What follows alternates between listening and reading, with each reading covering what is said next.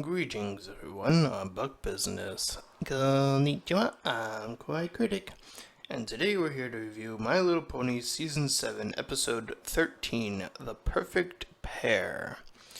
So, this episode begins with Apple Bloom-chan visiting a store and meeting a stallion that she didn't recognize, known as Grand Pear-san. So, I don't know if it's only just me, but it feels like he was there on purpose at the beginning to sort of set up this little story, and he was in on it the entire time, but that's fine. It does set up the rest of the episode, and there's a few other things that happen along the way.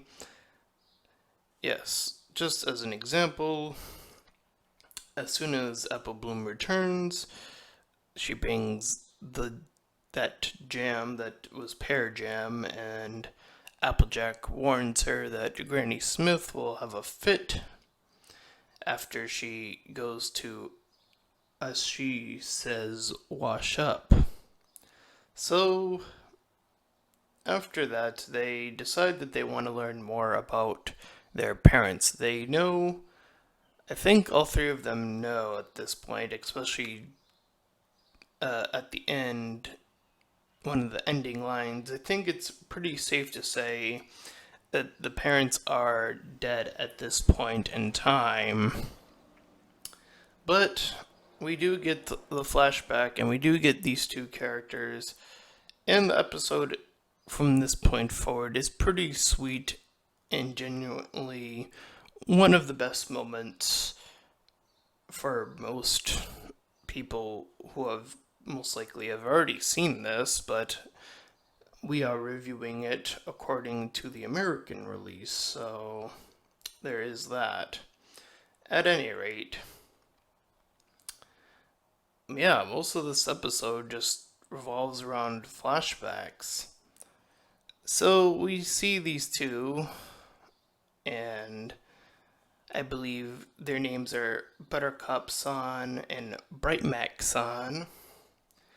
So these two start off as little foals, like baby foals, and it is a little bit weird seeing them talk at that age.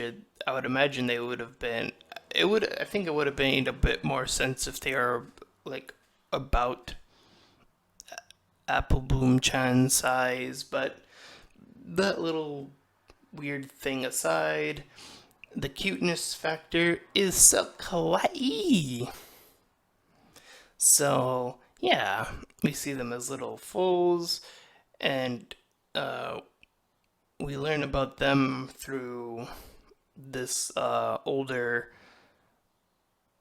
character who just happened to know Brightmax's son. Unfortunately, I don't remember his name at the moment. And from there, we see their escalation from that point to the next chapter or next part of the story through Mrs. Cake's story.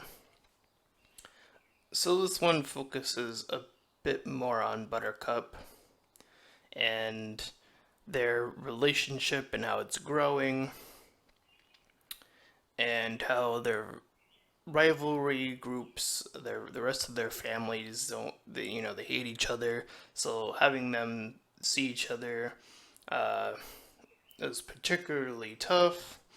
And then we see this nice, genuine song, and it's really nice. Probably and easily one of the best of the season for songs, at least. On top of the song, we're getting all the story uh, through non-dialogue that is happening, showing what they're doing to be with each other, even if that means being with each other at a distance, or having Bright Mac help her out with her chores. Small things like that are happening in the background, and it just goes on, and it's really nice. Genuinely one of the best moments.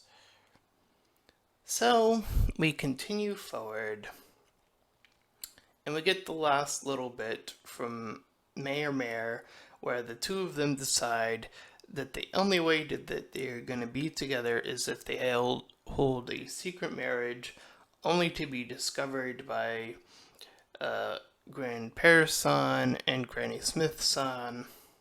But they managed to get married, and that's how Buttercup's son ended up staying with Bright Mac's son in Ponyville for that time being, while Grand Pear's son ran away in anger. And after hearing the final bit, the three Apple children decide that they're going to go visit Grand Pear's son and finally get to the bottom of this. And he really did come back to fix what he had messed up. He had held a grudge because of this rivalry for all of those years. And the last thing he said to his daughter was, that she had to make that choice, and then he ran off, and that's the last time, assumably, that they've seen each other. So, in the last gesture of getting the family together, they go see, according to Applebloom-chan, the gift that the parents left behind. And those were the words that really sunk in, that for this, at least for this episode, if you've not seen episode 100 for whatever reason, but if you didn't see this, the 100th episode, and you saw this, then that clue, I think, should cement that the parents are dead. I don't think they would leave something behind like that and be elsewhere. So that is the tale of the Apple family, the parents at least. And it is just so cute. And it just is a heartwarming episode. Definitely one of my favorites. And it's a great way to come back pretty early on. Well, at least whenever the American release comes out anyways. So yeah. So that is this episode, and it's easily one of the best of this season. I mean, I guess I'll be a bit aggressive here by saying most of the episodes prior in the first part of the season, and I'm saying most, not all, by the way, I think they weren't that great. There are a few, very few exceptions.